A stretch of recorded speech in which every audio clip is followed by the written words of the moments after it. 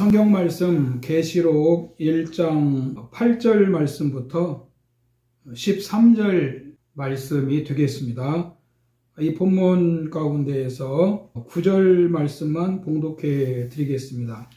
나 요한은 너희 형제요 예수의 환난과 나라와 참음에 동참하는 자라. 하나님의 말씀과 예수를 증언하였으므로 말미암아 밤무라 하는 섬에 있었더니. 오늘 이 본문 말씀을 가지고 하나님은 지금도 계시고 이런 제목으로 함께 말씀을 나누겠습니다. 언젠가 미국 국립공원인지 이 고양이과 퓨마가 사람이 쳐놓은 덫에 걸렸습니다. 등산객이 가까이 가서 보니까 뒷다리가 덫에 걸렸는데 그곳에서 빠져나오려고 얼마나 발버둥을 쳤는지 몸은 완전히 지쳐 있었고 덫에 걸린 다리는 너덜너덜해졌습니다. 뼈가 보이는 것 같았습니다.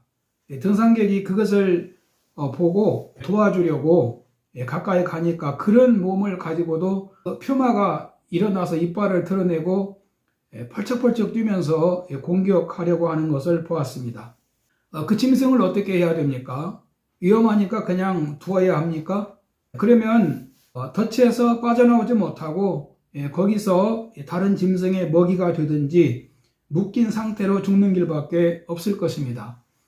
등산객이 그것을 알고 다른 동료를 불러서 둘이 협력을 해서 그 짐승을 구해줍니다. 동물은 사람이 쳐놓은 덫이라고 하는 그 쇠줄에 걸리면 거기서 빠져나올 수가 없습니다. 여러분, 우리 인간도 모두가 이 죄라는 덫에 걸려 있는 겁니다. 죄의 덫에 걸려서 죽는 길밖에 없습니다. 죄의 싹은 사망이라고 말씀을 하셨습니다. 그런데 하나님의 아들 예수님이 이 땅에 오셔서 우리 인간을 죄와 사망의 덫에서 해방시켜 주신 겁니다. 그래서 우리가 예수님을 믿는 것이고 하나님을 섬기고 꿈을 가지고 사람들에게 복음을 전하고 있는 겁니다. 그런데 로마 시대는 사람들이 예수 믿는 것을 못 믿게 하고 핍박을 했습니다. 등산객이 덫에 걸린 퓨마를 접근해서 풀어주려고 하니까 자기를 해하려고 오는 줄로 알고 공격하는 것처럼 이 불신자들도 무엇이 사는 길인 줄을 모르고 예수 믿는 사람을 핍박을 했다는 것입니다. 하지만 우리는 신앙생활을 잘 해야 하고 그리고 전도를 해야 하는 것입니다. 이것이 우리도 살고 다른 사람도 살고 이 세상도 살리는 길입니다.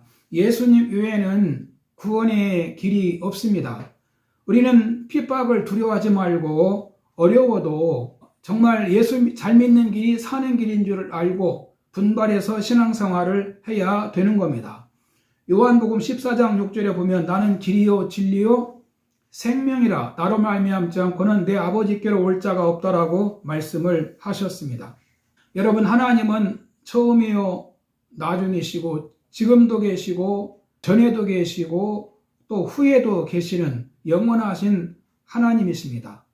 우리는 하나님 앞에서 신앙생활을 잘 해야 됩니다. 첫 번째는 예수 믿는 일에 담대해야 됩니다. 사명을 감당을 하셔야 됩니다. 본문 9절에 보면 나 요한은 너희 형제요 예수의 환난과 나라와 참음에 동참하는 자라. 하나님의 말씀과 예수를 증언함으로 말미암아 밤무라 하는 섬에 있더니라고 말씀하고 있습니다. 로마의 도미티안 황제 때 기독교에 대해서 박해가 굉장히 심했답니다. 이 도미티안 황제가 자신이 신이라고 하면서 모든 사람들로 하여금 자신에게 절을 하도록 강요를 했다는 겁니다. 황제가 신이다 하면서 황제를 숭배하라고 하는 겁니다. 일본이 우리나라를 36년 동안 강점하면서 그때 일본 천황도 신사를 만들어 놓고 그 조선인들에게 천황에게 절하라고 했지요. 조선인들은 신사 앞에 일본 쪽을 향해서 절을 했습니다. 그런데 기독교인들은 절을 하지 않았습니다. 출애굽기 20장 1절 이하에 보면은 너는 나 외에는 다른 신을 내게 두지 말라. 너를 위하여 새긴 우상을 만들지 말고 또 위로 하늘에 있는 것이나 아래로 땅에 있는 것이나 땅 아래 물속에 있는 것에 어떤 형상도 만들지 말고 그것들에게 절하지 말며 그것들을 섬기지 말라. 그래서 초대교인들도 도미티안 황제에게 절을 하지 않아서 핍박을 많이 받은 겁니다. 이때 사도 요한의 나이가 90이 훨씬 넘었습니다. 전해 내려오는 말에 의하면은 로마 군인이 사도 요한을 잡아 죽이기 위해서 기름가마에 넣었답니다. 그런데 몸에 화상 하나 입지 않고 죽일 수가 없어서 당시 지중해에 있는 이 반모섬에 유배를 보냈다는 것입니다. 당시 반모섬은 사람이 살지 않는 무인도였고 죄수들을 보내는 유배지였습니다. 사도 요한은 핍박을 받아 그곳에 귀향을 간 겁니다. 지금 이 본문이 그 얘기를 지금 하고 있는 겁니다. 사도 요한은 환란에 동참하고 있다고 지금 얘기하고 있습니다. 요한이 도미티안 황제에게 절을 했으면 핍박을 받지 않아도 되었을 겁니다. 지금도 저 중동의 이슬람 국가라든지 또 북한 같은 데는 신앙의 자유가 없습니다. 기독교인들이 핍박을 받는다는 얘기가 들리지요. 사도 요한도 예수님을 믿는 신앙 때문에 주님의 나라에 동참한 자라고 합니다. 예전에 북한에서 넘어온 간첩이 잡혀서 감옥에 있을 때 대한민국으로 전향하지 않고 일생을 감옥에 있다가 죽은 사람도 있답니다. 그 전향서를 쓰면은 감옥에서 나올 수 있는데 북한의 김일성 그 동지를 배신할 수가 없다는 겁니다. 그래서 어느 정부 때 미 전향수들을 대한민국에서 석방을 시켜서 살게 할 수는 없고 그래서 북으로 돌려보냈다는 그런 얘기도 들은 것 같습니다. 그들은 끝까지 북조선에 참여한 사람들이죠. 사도 요한도 도미티안 황제는 신이 아니기 때문에 그에게 절하지 않고 예수님은 하나님의 아들이심을 믿는 믿음에 참여했다는 것입니다. 여러분, 예수님은 하나님의 아들이시요 구주이심을 믿습니까? 그 다음에 참음에 동참했다 이런 말씀이 있죠. 신앙 때문에 환난을 당하고 있었습니다. 그들이 위협도 하고 고문도 하고 또 마을에서 쫓아내기도 하고 심지어 기름가마에 넣기까지 했을 때 요한은 참았습니다.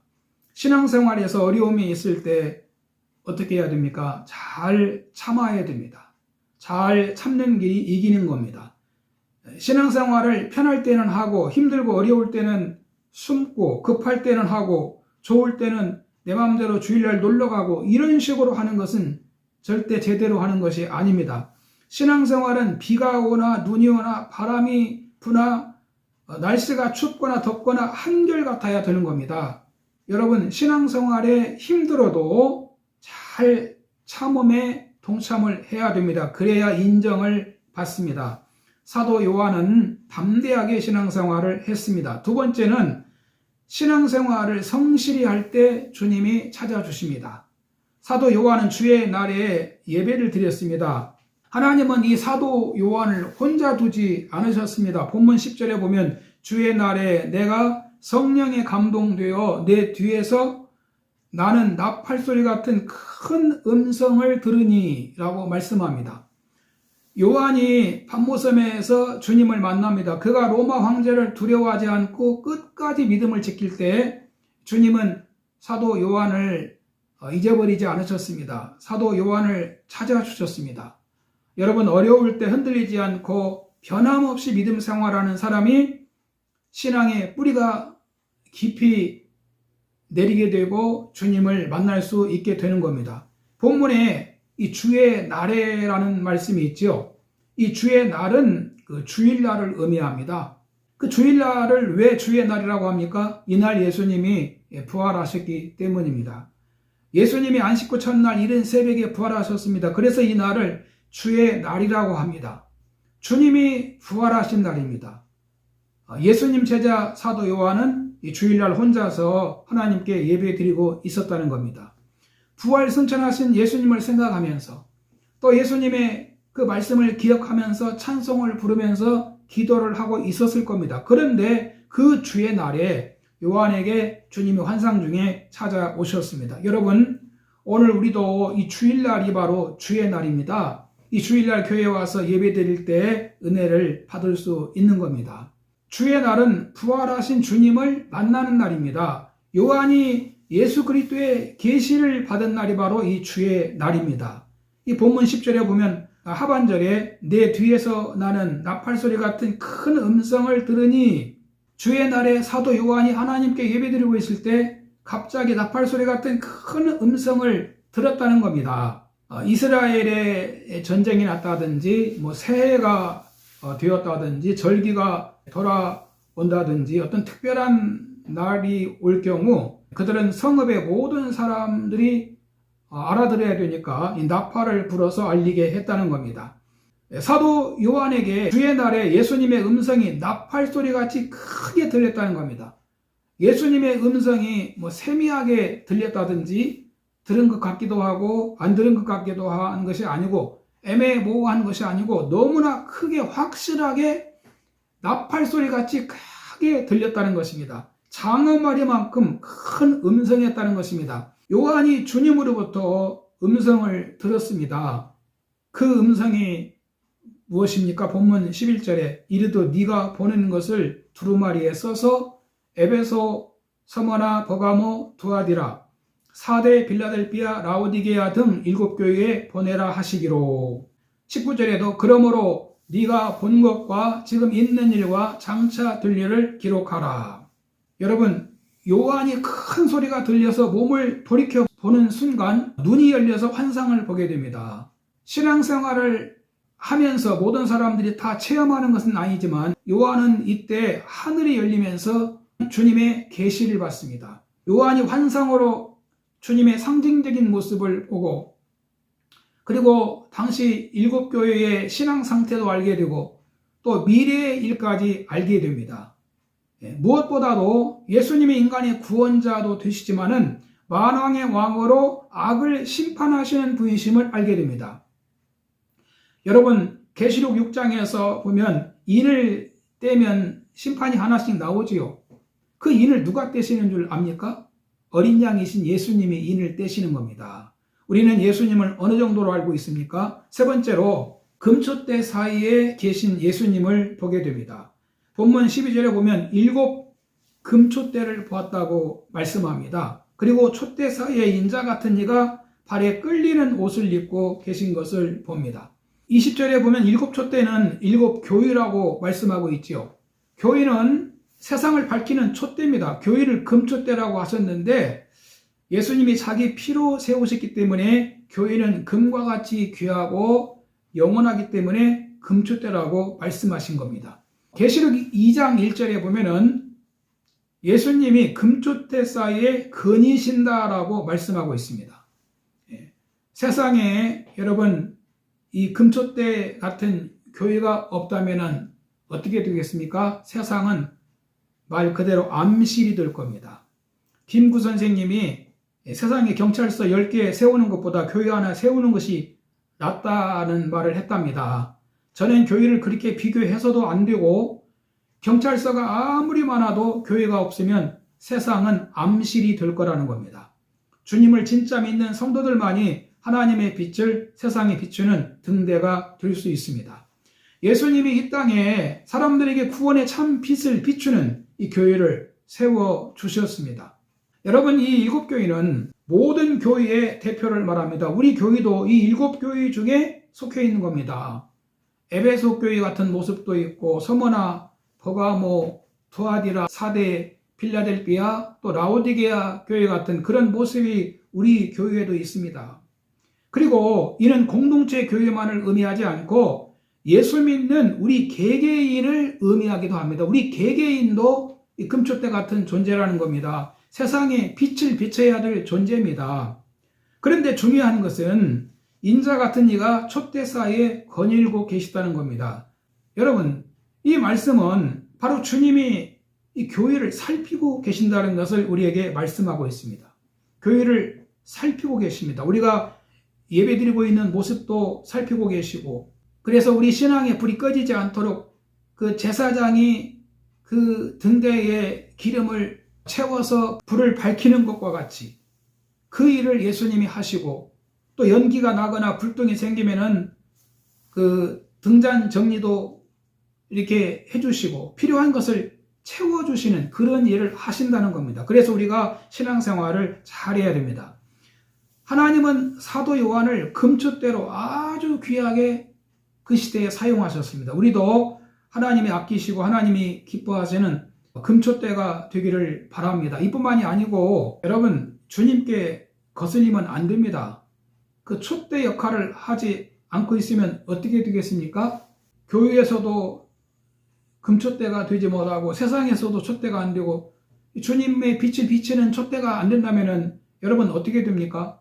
하나님 마음에 드는 금촛대가 되어야 됩니다. 결론입니다. 세상은 죄의 덫에 걸려 있습니다. 죄의 아래 갇혀 있습니다. 하나님을 모르는 이 세상은 우리 신앙을 여러 가지로 방해할 수 있습니다. 그렇다고 죄악의 덫에 걸린 그대로 놓아둘 수 있습니까? 죄의 덫에 걸린 자는 소망이 없습니다. 그 앞에 서론에서 이야기한 것처럼 그 퓨마가 덫에 걸려서 빠져나가지를 못합니다. 그대로 놔두면 죽습니다. 그런데 도와주려고 하니까 자기를 도와주려는 자를 막 공격하려고 하지요. 어떻게 보면 우리가 신앙생활 하는 데 있어서 세상이 꼭 우리한테 그런 모습이 보일 수도 있어요. 여러 가지가 다 그런 모습으로 우리에게 보일 수가 있는데 우리는 그런 거 두려워하지 말고 정말 우리가 신앙생활 잘해서 죄의 덫에 걸려있는 이 세상을 우리가 구하는 그런 마음을 가지고 신앙생활을 해야 됩니다. 그런 정신을 가지고 믿음을 가지고 신앙생활을 하면 하나님이 우리 한 사람 한 사람 사용하셔서 본인은 물론이거니와 우리 가족도 우리가 속해 있는 공동체도 이 세상도 우리 주님의 구원의 손길이 임하리라고 믿습니다. 할렐루야.